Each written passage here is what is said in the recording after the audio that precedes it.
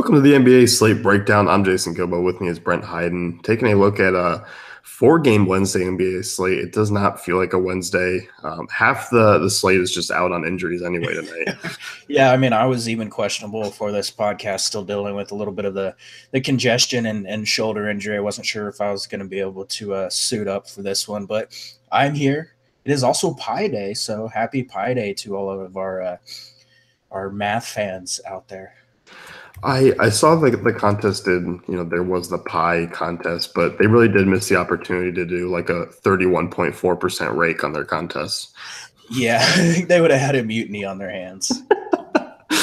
But tonight's four games, I think this would have been an interesting four-game slate if everyone's healthy. Like, it would have been more appeal, but we do get a lot of injuries, especially with Golden State and Boston, most of their team out tonight. We got Milwaukee, Orlando here first. This game, we're looking at Aaron Gordon, who's questionable for tonight's game. I still think they have to take it easy, but I know obviously Gordon's been a guy who does like to push it at times. Yeah, actually saw he went through practice and all that stuff. It is his second concussion of the season, which is something to keep an eye on. But he has to pass the memory and recognition portion of the concussion protocol, which he was not able to pass yesterday. So we will know early on in the afternoon if he's going to suit up. I hope he does, because I actually do kind of have interest in him in the spot. Like, it is a decent matchup up against a bad Milwaukee rebounding team, but that's going to kind of shape how we break down or how we get exposure to the Orlando side of this game tonight. Yeah, let's start with Orlando here, just because we've already kind of jumped into it. And if you look, like, if Gordon sits, it's kind of the same thing that we've been talking about the last few days. Vucevic and Simmons, they see a sizable usage bump. The fantasy points per minute are solid, especially Vucevic. It's just, I put him a little bit last night, just hoping that I could get some exposure against San Antonio, and obviously they got blown out, and same thing with like Simmons, but still double in 23 minutes, like the usage rate over 30% in the last two games. I don't know why the usage rate was so poor against Sacramento, but I'm willing to go back to Vucevic here in a decent spot against Milwaukee if Gordon sits. If Gordon plays, I might go a little bit cheaper.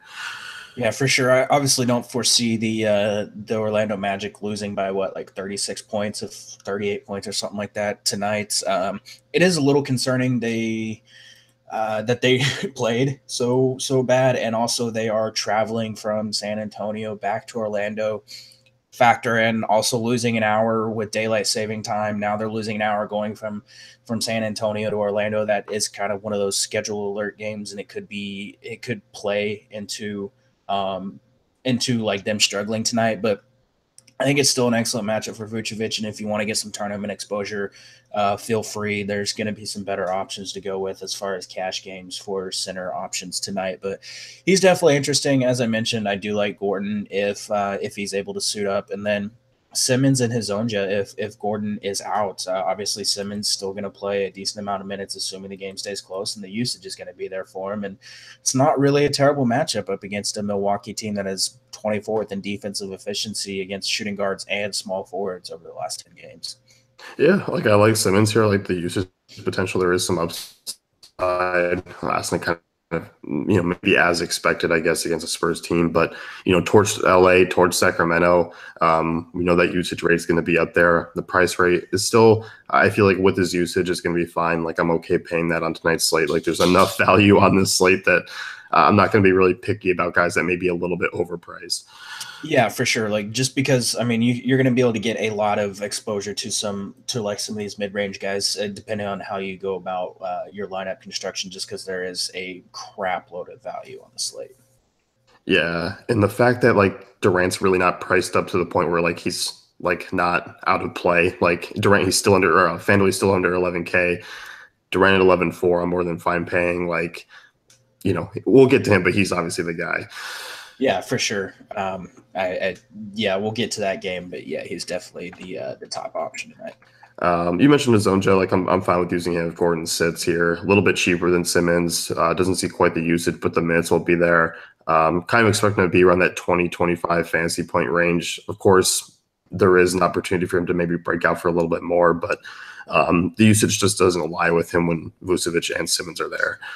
Yeah, like he is a guy that we've seen, produce with those guys off the floor this season. So it's definitely worth a tournament flyer, especially against a Milwaukee team. Like there is rebounding potential there, and as I mentioned, they have kind of struggled against wings over the last 10 games.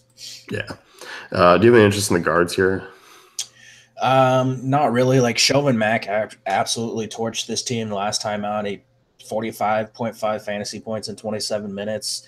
There's going to be better guard options to go with. Like, I don't necessarily think you're going to be able to get someone like Mack with some of the other guard options that we're going to talk about tonight, but maybe some tournament exposure. And the same goes for Jonathan Isaac, who's playing more minutes and into the starting lineup with no Aaron Gordon. Yeah, I don't mind taking a shot on him, especially on FanDuel, just because he is such a solid defensive player. Like he has an opportunity. I mean, he's racked up 6 steals and 3 blocks over his last 3 games, and he's playing right around that 25-minute mark. I don't hate it here. Yeah, I kind of wonder if Gordon does play, they could end up still rolling Isaac out into the starting lineup because he is someone that Vogel has used as like a defensive stopper, and obviously we have one of the best offensive players in the NBA on the other side of this game, so he could end up being in the starting lineup anyways, even if Gordon comes back. Yep. Anyone else from this one? No. All right. Milwaukee side of things here, jumping back. We got, obviously Giannis, who on FanDuel is more than Durant. Obviously, is a little cheaper than Durant on DraftKings. I don't see the reason to kind of go Giannis over Durant tonight, just given that the circumstances for Golden State. Like, do you like in any scenario? Like, are you just hoping maybe Durant gets injured or like doesn't play? Like, I don't know. Yeah, I don't think going Giannis over Durant is a good idea.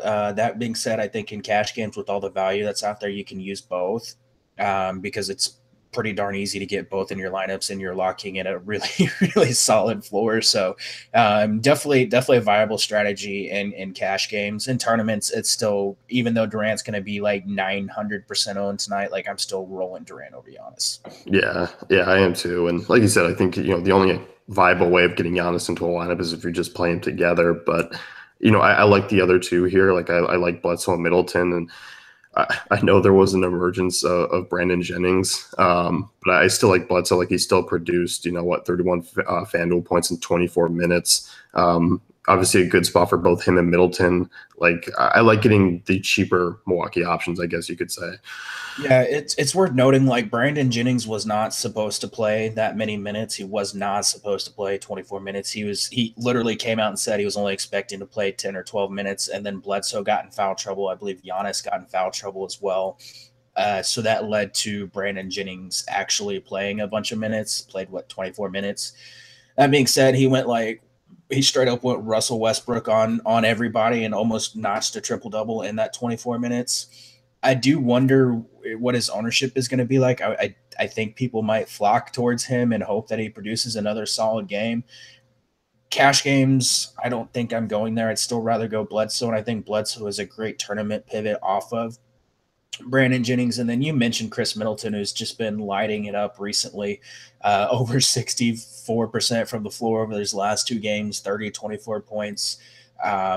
I do love Middleton in the spot. He made it in my tournament article. The Orlando Magic been really bad against wing players this season. So I think Middleton is my favorite option, and he's still playing a bunch of minutes. So I'm leaning Middleton and Bledsoe, and then Jennings would be like the third guy if I'm getting exposure to the guards. You're going to get a kick out of this because, we've been joking around about players not being in the player pool, kind of getting ready for MLB. Yeah, Jennings is not on FanDuel. Yeah, I noticed that. I noticed that yesterday or last night whenever I was doing my research and stuff like that. FanDuel, of course, does not have him. So DraftKings though does, and he's point guard, shooting guard eligible, and I do think he will garner a decent amount of ownership, especially at 4,400. Yeah, I do too. As far as like guys like Jabari Parker, like I have some interest in just because there's kind of a lack of options. I see him as more of a cash game play. Like I might roll more so of like a Marcus Morris or Markieff Morris or Olnick for maybe a little bit more upside. But I think he's still interesting here. Yeah, Parker's interesting, obviously, because of the excellent matchup against a Orlando team that really sucks at rebounding. John Henson is interesting as well. Obviously, we've liked to target centers against the Orlando Magic this season. and he's power forward eligible on FanDuel, which makes him really, really awesome. And even at center, like 5,100. I think this is a decent spot. Like I know he hasn't been great recently, but 31 minutes against the Knicks, 30 fantasy points against the Grizzlies in a tough spot, 27 minutes, 23 fantasy points. Like he's actually been really solid since they got rid of Jason Kidd, and a lot of that has to do with the fact that he did not like playing for Jason Kidd.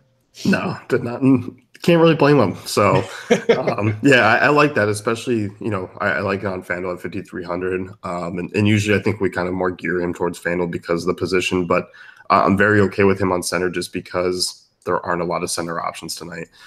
Yeah, there's really not. Like on DraftKings, it's interesting because you get a lot of guys that are power forward, center eligible, and that changes it. And then we'll get to some other interesting center options later on for FanDuel.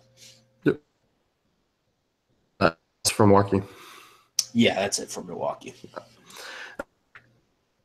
In here, interesting. I mean, Washington's only favored by 2.5, 205 over under.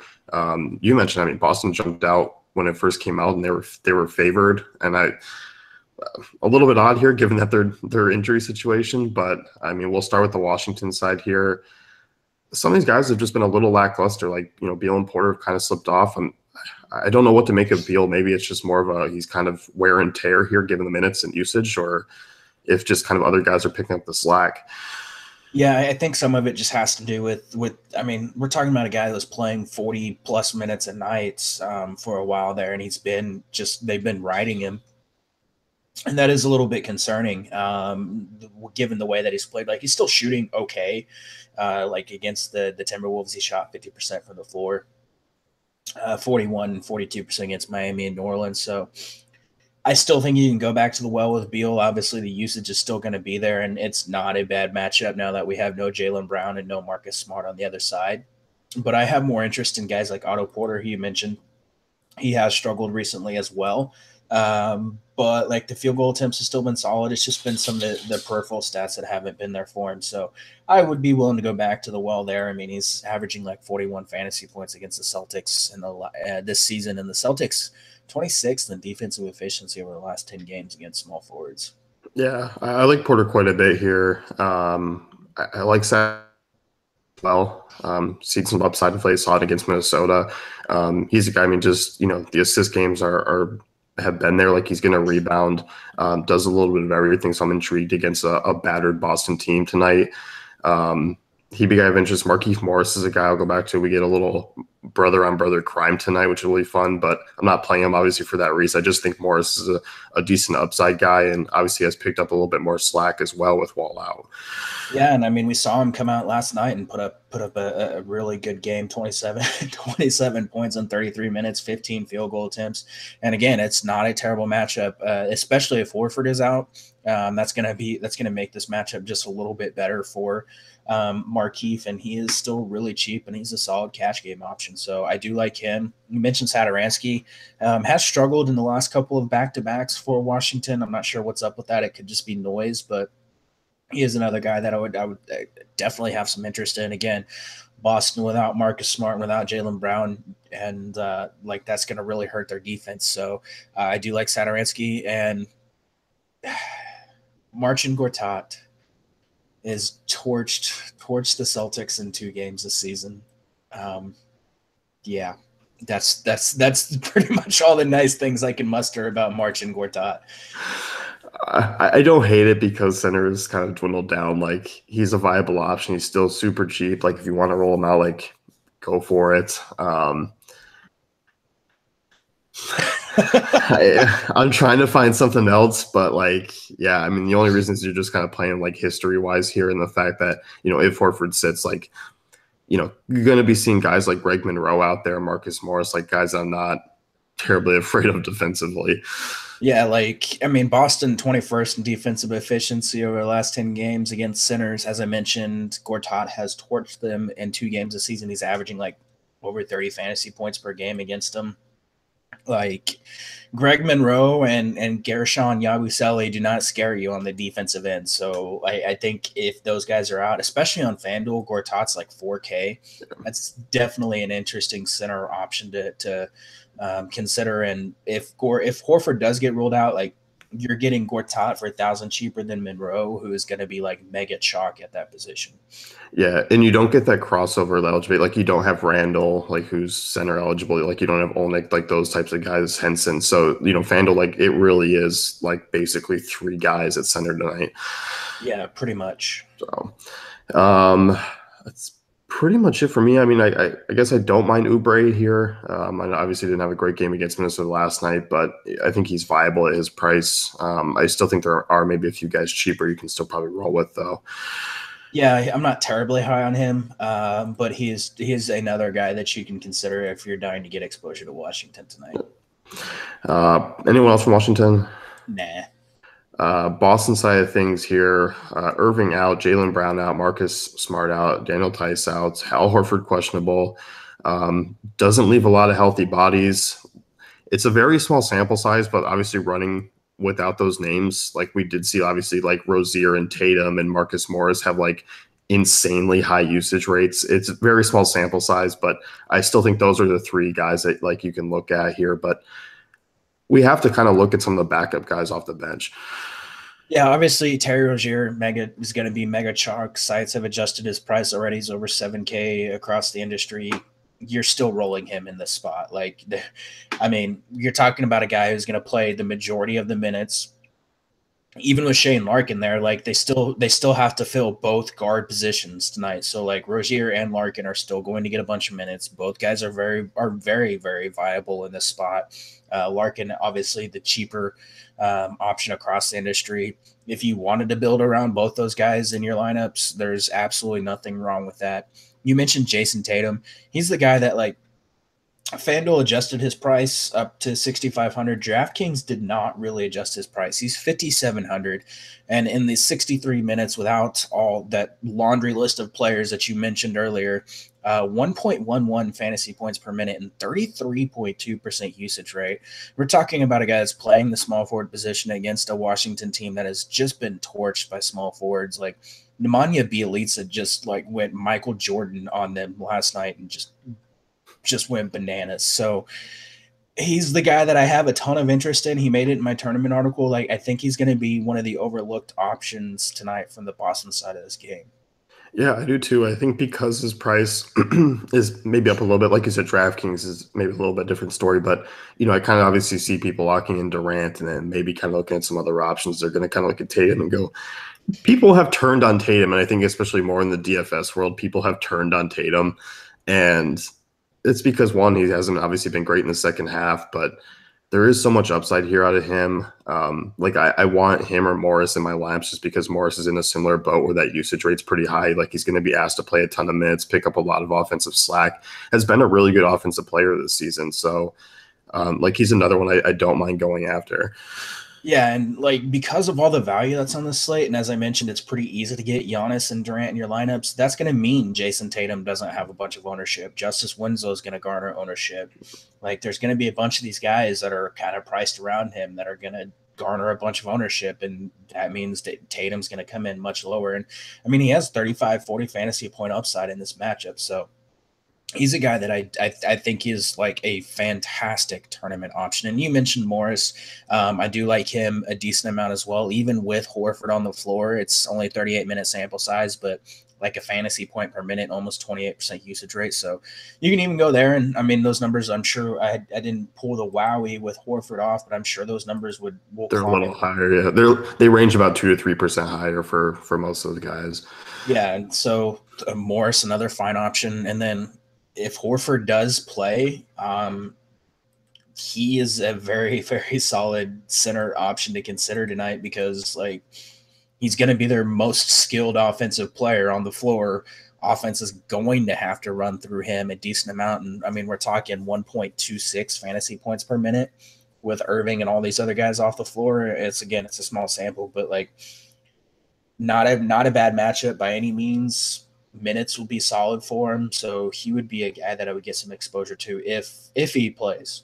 Yeah, and Horford's dealing with an illness, so it's not like there's an injury that would like hold back. It's just a matter of how he's feeling. We would see kind of like a Marc Gasol like game where like Horford just gets a ton of touches. Yeah, like we're talking. We're probably talking like 80 touches tonight.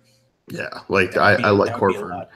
Yeah, if he's in, like I'm set. If Horford does sit, like you mentioned, Greg Monroe chalk. I am willing to fade Greg Monroe chalk in GPPs, cash games. I'll probably stick with that, but um, Monroe's interesting still, just because like he is going to have to be an offensive player here, and it's not a bad spot. Um, but like there are just other options around him. Yeah, there. Actually, you know what? I'm gonna go out on a limb and say like if Horford does play, we're gonna see like 85, 90 touches tonight out of him. So like he would be a tough fade, but yeah, if he sits Monroe mega chalk, excellent cash game option. 4,600 on DraftKings. I do like that price. He's five. What is he? 5K on FanDuel. Again, cash game viable. I think there's better tournament options though. Yeah, and we got to dive into the rest of these bench guys because they are going to see some minutes.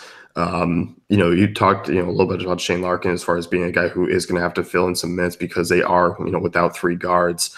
I don't mind Larkin like as a cheap option given his price tag, especially if you're going with like a Giannis and Durant lineup. Like it's okay. He's going to get run. Like he's going to get probably 25 plus minutes here tonight and has been fine at times this season. Um, Probably going to see like Nader getting some minutes as well at the two. He's pretty cheap. I don't hate taking shots on some of these guys. Yeah, I mean, you can take shots at the cheaper guys, like even Aaron Baines, who again would see even more minutes if Horford is out. Like you can take a shot on any of those guys, but it's Larkin mostly for me because like where like Abdel Nader and Semi Ojeleye and all these guys are priced, like there's a guy in one of the late games that's going to be even better option to consider than them. Yeah, and I think we're on the same. I'm not going to talk about it because we're on a little bit of gripe yesterday about stealing each other's cheap guys. You can mention him. Like I'm fairly certain he's going to be even higher on than Kevin Durant tonight. Yeah. Um, I think that's about it, though. Like you mentioned, those other guys, like Ojolai, and like you said, there's another guy in that range that we're going to be going with. Yeah, for sure. So, Miami, Sacramento, we got Hassan Whiteside, Dwayne Wade. Same story there. We've been dealing with it for the last two games.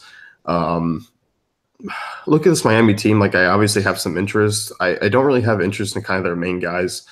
I'm done with Dragic. I'm done with them. I mean, like I would still go there in tournaments, and it is worth noting that Ira Winderman said Whiteside and Wade are listed as out, but that could change before tip. So just keep an eye on that because it is a 9 o'clock game. So yeah, and we know how injury reporting has gone this season in the NBA. So does make it a little concerning. That being said, if they are indeed out, like I still don't mind going with Dragic in tournaments. I mean, we're still talking about a guy. It's like 1.13, 1.15 fantasy points per minute, 30.7 usage rate. Like he wasn't terrible against the Trailblazers. I mean, scored 23 points. The rebounds and assists weren't there, but like it was a terrible matchup. So like, I mean, I would be willing to go back to the well on Dragic. I have more interest in some of the cheaper guys from this Miami side of this game, though. Yeah, I do too. And like I kind of look like obviously if Wade's out, like if I can kind of get similar points from like Tyler Johnson, if I'm not getting Dragic, I'll take Johnson for a little bit cheaper. I don't mind him. Obviously we saw a decent game on him. He played 34 minutes last game against Portland, 24 fantasy points. Wasn't a great matchup, but has taken double-digit shot attempts in each of the last four games. A better matchup here against the Kings. Like I like Johnson in this spot if I'm going with a backcourt guy. Yeah, Johnson's interesting. I actually have more interest in Wayne Ellington if Wade and Whiteside and all those guys are out. I mean, we're talking about a guy 22, 24, 30 minutes over the last three games, double-digit field goal attempts in the last two, 27 fantasy points against Washington, had a tough go against Portland, but we've loved targeting shooting guards against the Kings this season. They've really struggled against shooting guards that can spot up. Wayne Ellington, 22.3% of his possessions are coming on spot ups. So I think he's a very, very interesting tournament value option. And then also Josh Richardson. He would be another guy that I would absolutely love to get some exposure to. Didn't play very many minutes against Portland. Got in foul trouble, 4 fouls in 16 minutes. Minutes have actually been down over the last 3 games, but I would be willing to go back to the well there in tournaments too. Yep, I mean that's that's the perfect leverage playoff Winslow, who's now more expensive than Josh Richardson, and we've been riding the Josh Richardson train for a little bit here, and always been a safer minutes guy, but because it's kind of dropped down, like it's changed him to just a GPP option. But I like that call. I don't mind using Winslow here. Like it surprised me for him to grab 13 rebounds against this Portland team and play as well as he did. So, I mean, he should play well against the Sacramento team, but sometimes NBA doesn't go that way. Yeah, I'm hoping he's mega chalk tonight and he completely busts so I can tweet out, if he used justice, your winnings are low. Sorry, I had to get that in there. I had to. But like, if you want to roll him out, feel free. Like, we are talking about a guy who's turned into like Corey. I thought I joked about Corey Brewer turning into Steph Curry, but Justice Winslow has turned into freaking Steph Curry recently. He's shot over 50% from the floor in 4 straight games. Rebounding has been insane. Still only 5,900 over on DraftKings. Over on FanDuel, he's 58. Like, I think he'll be, again, more popular than Jason Tatum over there. So yeah, like I think cash games, you still roll them out. Tournaments, there's guys that you can pivot off of him with. Yep. And as long as Whiteside's out, like, we'll talk the guys that have been filling in, Bam Adebayo, Kelly Olynyk. Olynyk's been the safer option of the two. He's been a guy who's been producing across all categories. I really like Olynyk here. I think Bam Adebayo is still worth a look in GPPs. Like, this could be a ceiling game out of him. It very well could be. Obviously, we know the Kings really struggle against centers. I still have more interest in Olynyk, though. He's the guy that I would really like to target here. As I mentioned, the Kings really struggle against spot-up shooters. Olynyk, 23.4% of his possessions are coming on spot-ups. They also really struggle against post-up players. Another 10% of his possessions are coming on post-up. So I think this is a situation where we get an upside game out of Olynyk, and I mean 1.07 fantasy points per minute, almost 25% usage rates since the start of the season with Whiteside and Wade off the floor. So yeah, I mean I think he's the option, and Bam, as you mentioned, good option. I think he's still cash viable. I don't like, even if he doesn't get a ceiling game, like 24 or 25 fantasy points is probably a safe expectation out of him. And James Johnson too, who has been solid, like not great, but solid over the last 3 games without Whiteside. Yep. And, as you said, like Olynyk's the guy that you want if you're picking one of the three. Yeah, he's definitely the guy that I have the most interest in. Yeah, because I mean, averaging 5 assists over his last 5 games. I don't know where this has come from, but he's starting to pass the ball really well. Like, obviously when guys like Richardson and Winslow and all these other guards are hitting their shots, like it opens up for Olynyk to rack up some assists. Yeah, and I mean we've seen upside out of him against Washington, 13 points with 11 rebounds. Like, we're talking about another team that really sucks at rebounding, so he should absolutely crush tonight. Yep. Do you want to like go and just, in case like Whiteside or Wade play, like I still don't see him playing. I don't think they do. Like I said, it's something to keep an eye on. Anytime a beat writer says that could change, that is a little concerning. If they do play, I think you can still go with Olynyk, but the rest of the guys I'm pretty much off of. Yep. On the Sacramento side of things here, the only injury, well, I guess there's like invisible injury reports on Sacramento because some of these guys could sit, but we've kind of seen some full rotations of late. Yeah, we really have. And it came out like Vince Carter actually was quoted saying that like he could tell the young guys are getting run down at this point in the season. And Dave Yeager came out and was like, it takes some of these young players like 2 or 3 seasons to get adjusted to playing to like NBA lifestyle. And so given all of that information, we've started to see some of the veterans get into the rotation, even though that they said they would be resting them. I honestly don't have a ton of interest in anyone from Sacramento tonight. Like I hate taking anyone against Miami in the first place, but I mean, you could get some exposure to Buddy, who torched the Heat last time they played. But there's so many better ways to go. Like even if they're going to be chalky options, like there's still so many better ways to go than getting Sacramento players in your lineup tonight. Yeah, I agree. like you could talk me into some guys like Willie Cauley-Stein, as long as Whiteside's out, is somewhat interesting. But been a little bit quiet since coming back from injury. But I mean, if you're gonna play 30 minutes against a team that's missing Whiteside, and we've seen centers torch Miami when Whiteside's out, like I kind of don't mind him just because center is kind of thin, and I expect him to be a little bit lower owned. Um, like De'Aaron Fox, like he's been fine, but like I said, there's just going to be cheaper options. There's going to be other guys that I'd rather use. Like I'd rather roll with like a Satoransky who I know can hit like 40 fantasy points. Yeah, like I don't necessarily mind the Willie Cauley-Stein, especially on FanDuel, just because center is really weak there. Assuming Whiteside is out, like I think we could see a solid game out of him, and even over on DraftKings is 5,900. So I don't necessarily mind going there, but like I said, especially in cash games, none of these guys are primary targets tonight. No, and it's like FanDuel, like because you got to roster two shooting guards. If it comes down to like rostering a Buddy Hield or Bogdanovich, it's not going to kill you. Like it's fine. So if that's kind of all the salary you have left, it's okay. I mean, it could kill you if Buddy Hield only plays 14 minutes like he did against OKC. That's true because it did kill you, didn't it? Yeah, it really did. And the thing with Buddy is basically like if he comes into the game and he's not able to hit his shots, like he just doesn't see minutes. And so like we saw that against OKC, he went 1 of 6 from the floor and only played 15 minutes. Like Jaeger just yanks him if Buddy comes in and jacks up like 2 or 3 shots and misses them. Jaeger's just like, sorry, dude, riding the bench tonight. Yeah, that's not fun at all. Imagine if we did that for pods. Like I came in and just had a couple of bad picks in a row, and you just kicked me from the pod. Just close out of the Google Hangouts. uh, that's it from Sacramento. There's no one else I want to talk about. I mean, if you're dying to get tournament exposure, like there's always Vince Carter coming out and just having these huge games. Sure.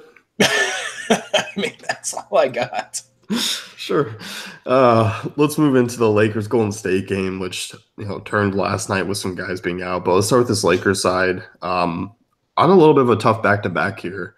I'm a little concerned here, obviously, just because a big game against Denver. But some of these guys are a little bit banged up. Kuzma, like a lot of these guys are logging heavy minutes of late, and especially this late into the year. But I'm still going to be kind of going with it. I think the only guy that I worry about here on the back-to-back the most is Brook Lopez.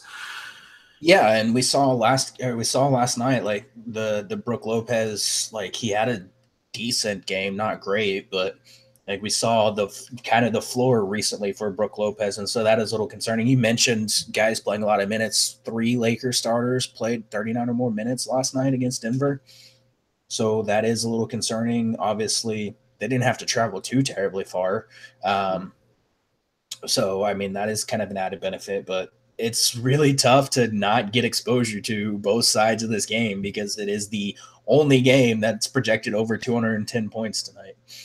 Yeah, it is. And obviously, like I'm just downplay the whole back to back. Like it is just a little concerning that some of these guys like Brook Lopez and like KCP and Kuzma, especially Kuzma, that a little bit banged up as well.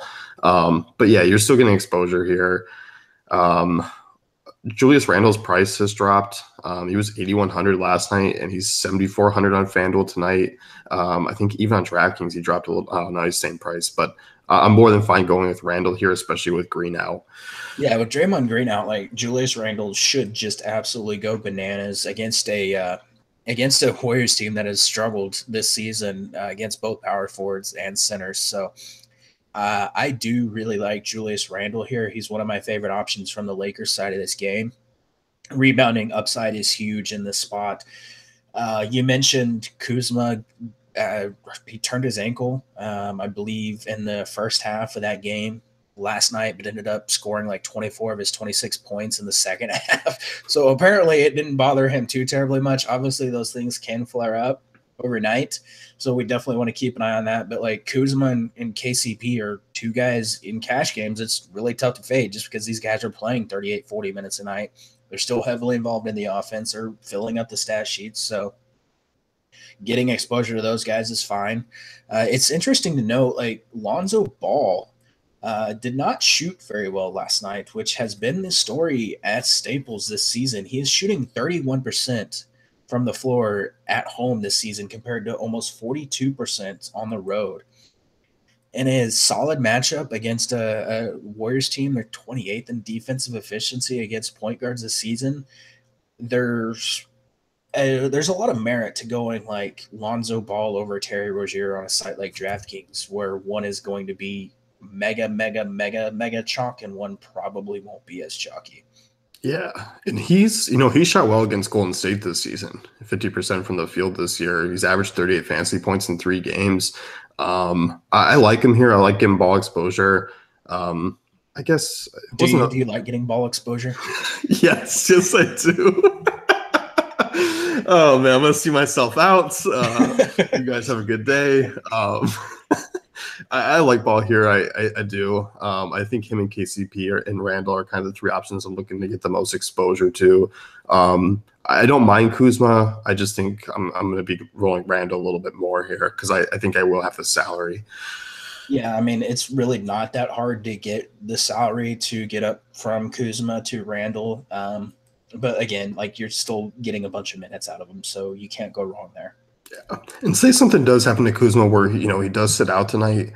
I would expect KCP to probably shift over to the 3, and then we get some like Lonzo, Isaiah Thomas backcourts, and probably some like Alex Caruso. I don't know what they do. You could also get, and I don't even. There he is. Travis Ware would probably play a decent amount of minutes. I don't know that I would really want to get any exposure to any of those guys. They also have Derek Williams. Oh, that's true. Yeah. Who has not actually seen any minutes yet, but he could be a guy that could get some run if Kuzma is out. Derek Williams, 3K. Derek goes ham whenever he gets minutes. Like I remember Chalk Williams last year, and I tried to fade it, and it always burned me. Yeah. Yeah, that's just more. I don't think Kuzma will sit tonight, but that's just kind of more speculation. But guys, I'm kind of off of I'm off of Lopez tonight. I don't mind taking a shot in GPPs, but I'm off here. Yeah, for sure. Like without Draymond there, like you could see Lopez actually, put up a solid game. But yeah, I'd rather go other places. Yep. And Isaiah Thomas, yeah, I don't know if we're going to see like a ceiling game out of him here. I think there's better options. Yeah, for sure. Golden State, we got Curry out, David West out, Draymond Green out, Klay Thompson's questionable. They were speaking of going ham. They were going ham with Curry's birthday. Yeah, apparently they had to cancel practice the day after Curry's 30th birthday. So there might still be a little bit of a hangover. Did you say Klay Thompson dancing? No, I unfortunately did not, although I'm not going to go seek that video out. Well, if there's anything uglier than him dribbling, it might be him dancing. Or talking about scaffolding. Have you seen that video of him talking about scaffolding? I have not. It's from like last season. It's rather funny. Like some news station in New York or something interviewed him about scaffolding. Like they act like he was just some random bystander on the street. That's because Klay Thompson just seems like the most boring. Like he's the white bread of that team. Yeah, he really is. But with all those guys out here, I didn't run anything with Klay Thompson out. I kind of expect Klay Thompson to play tonight. Durant, though, I mean, monster, 40% usage rate with like Green, West, and Curry off the court this season, and in a decent sample size too. Yeah, and you also have to throw in Patrick McCaw, who's out as well. But yeah, 1.66 fantasy points per minute. Like we already know, just when one of these guys is out, you just play the other one. Now that 2 guys are out, like you just lock in Kevin Durant. And even in tournaments, like I know he's going to be really highly owned, and I generally don't like locking in high dollar players, but even I don't hate money enough to not play Kevin Durant tonight. I think we get like he saw scored 39, 40, 37, real points over his last 3 games. I think we see 50 tonight. Yeah, and just for reference, like we actually have a game to go off between these 2 teams without Steph Curry in the lineup and without Draymond Green. The last time these teams played in, I think it was December 18th. Both Green and Curry were out. Kevin Durant, 40 31 minutes, 10 to 29 from the floor, 36 points, 72 fantasy points. Yeah. So Let's lock it in. Any chance this game goes overtime because they've played 2 overtimes out of their 3 this year? it very well could. It could. That one was an overtime game, I believe. Yeah. Obviously, like Durant here. I don't really like Klay Thompson. I I was gonna say I would like him more if he wasn't really struggling with that thumb injury. Yeah, I think that's the case, and I still feel like he needs a Draymond or a Curry out there, like to kind of help him out. I think when you take both those guys off the court, I know Durant's still a decent passer. I know they have other guys, but I rather go KCP. I rather go Middleton here.